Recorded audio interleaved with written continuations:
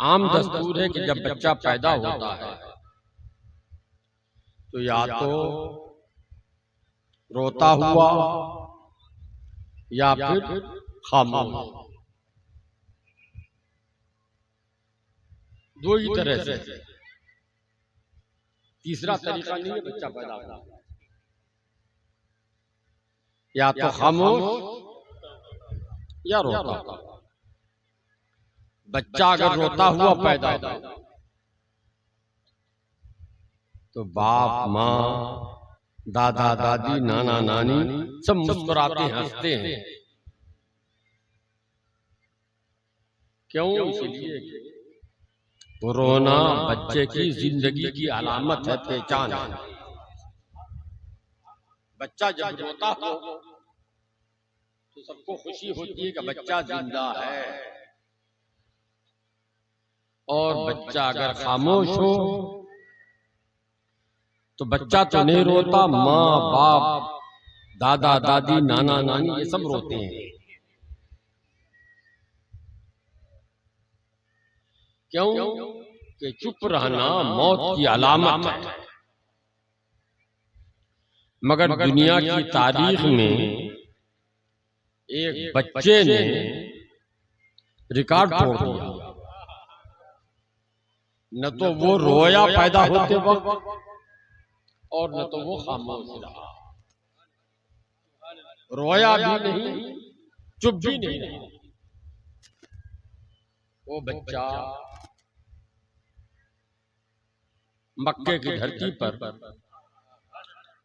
हजरत आमिना के बत्न से नमदार हुआ। हमारे आका मौला रूही फिदा जनाबे मोहम्मद रसूलुल्लाह सल्लल्लाहु अलैहि वसल्लम जब पैदा हुए तो न तो रोए और न चुप रहे। जो दो दाइयां हजरत आमिना के साथ उस घर में थी जहां मेरे रसूल की पैदाइश, उस जमाने में दाई कहलाती थी, अब तो नर्से कहलाती। बच्चा घर में पैदा ही नहीं होता, जो पैदा होता है नर्सिंग होम में जाके पैदा होता है। उन दोनों दाइयों का बयान था। जो दो दाइयां थी मेरे नबी के पैदा होते वक्त हजरत आमिना के पास, उन दो दाइयों का बयान था। वो दोनों दाइयां कहती हैं कि सरकार जब बरामद हुई तो लगा जैसे अचानक अंधेरी रात में बल्ब बल गया,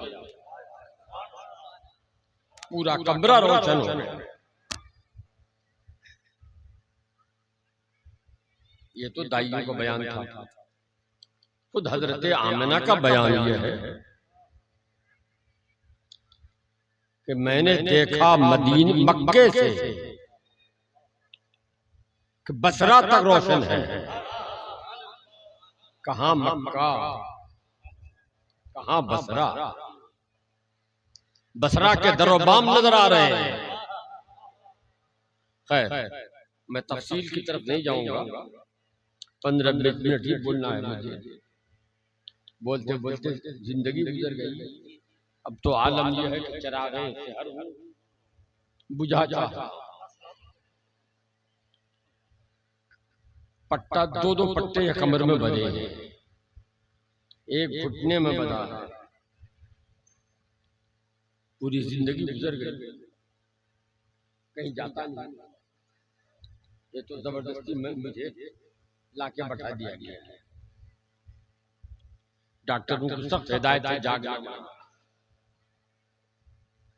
जलसे में जाओ तो जागना पड़ता है। हालांकि जलसे में जितने उलमा शोरा होते हैं सबसे पहले पैदा मैं हुआ हूं, मगर मुझे सबसे आखिर में बोलना होगा। ये जुल्म नहीं तो क्या? अरे जब पहले पैदा हो सकता हूं तो पहले बोल भी तो सकता हूं, मगर नहीं मानते ही नहीं जलसे वाले।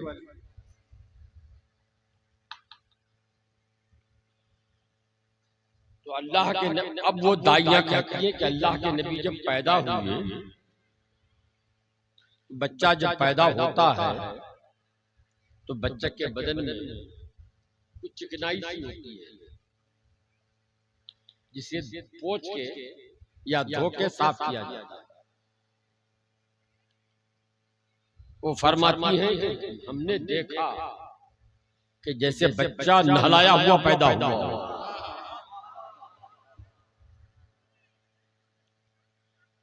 खतना किया हुआ, और बच्चा का सर पहले बरामद हुआ, फिर पैर बरामद हुआ, और बच्चा सजदे में चला गया, और बच्चे के होंठ हिलने लगे, आवाज आने लगी, अल्लाहुम्मा हबली उम्मती, अल्लाहुम्मा हबली उम्मती, अल्लाहुम्मा हबली उम्मती, 3 मरतबा।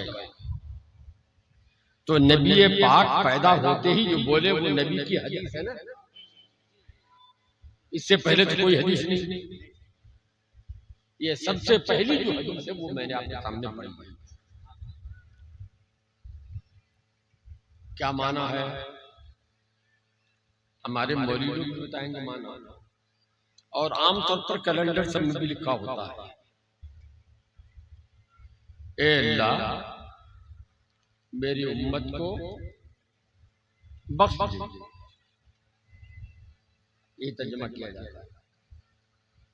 मगर ये तर्जमा लाजिमी सही तर्जमा नहीं है।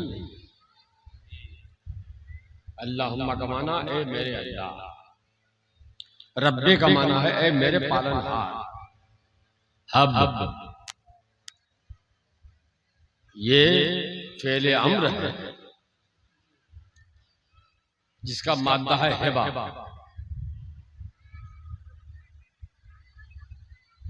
जिसका माना है हेबा। तब तर्जमा हुआ ए अल्लाह हेबा कर दे, रब्बे ए मेरे पालनहार, अब हेबा कर दे। हमारे यहाँ भी आजकल कमबख्त बाप जहन्नम में जाने के लिए ये करता है कि बेटी अगर मर जाएंगे तो बेटी हिस्सा ले लेगी और जायदाद घर से निकलकर बाहर चली जाए, इसलिए बेटे के नाम से हेबा कर देता है। जो किसी औलाद को महरूम करने की नीयत से, इसीलिए नहीं कि बेटा बड़ा नेक है, मुत्तकी परहेजगार आदमी, अल्लाह अल्लाह करता है। ये दुनिया में जीने के लिए कोई न कोई तो जरिया चाहिए, ये तो बेईमानी कर लेगा, ये तो झूठ बोलकर कमाएगा, ये क्या करेगा सच्चा। इसलिए उसको हेबा कर देता है जो सच्चा नेक है, इस मकसद से तो जायज, गुनाह नहीं। ये बेटा मेरा आलिम है, वो बेटा पढ़ के तो कॉलेज का प्रोफेसर बन गया, कॉलेज का प्रोफेसर तो 1.5 लाख का महीना पाएगा। ये बेटा तो कहीं मस्जिद में नमाज पढ़ता, कितना देगा मस्जिद वाला? 5-7 हजार, 10 हजार, 12 हजार। तो दीन की खिदमत की वजह से उसकी तनख्वाह कम है, इसलिए उस बच्चे के नाम से हेबा कर देता है, तो ये जायज है। लेकिन इस इरादे से कि मेरी जायदाद निकल के दूसरी जगह चली जाएगी, बेटे को हेबा कर दे ताकि बेटी को हिस्सा न मिले, ये जहन्नम में जाने का सामान है, ये ना जाए। बहरहाल मुझे इस वक्त उधर नहीं जाना है, बताना है हेबा। देहात में बोलते हब्बा नमा कर दिया, बोलते ना, ये हब्बा नमा क्या है? वो हेबा है, उसी से बना है हब। तो माना हुआ ए अल्लाह हेबा कर दे, ए अल्लाह हेबा का।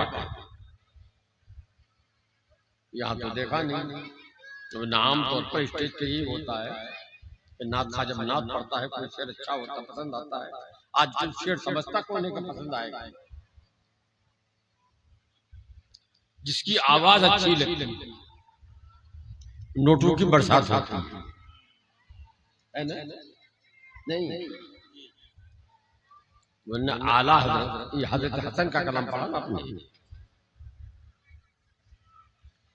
मैं पब्लिक की बात नहीं करता हूँ, हमारे स्टेज के सब लोगों ने समझाया,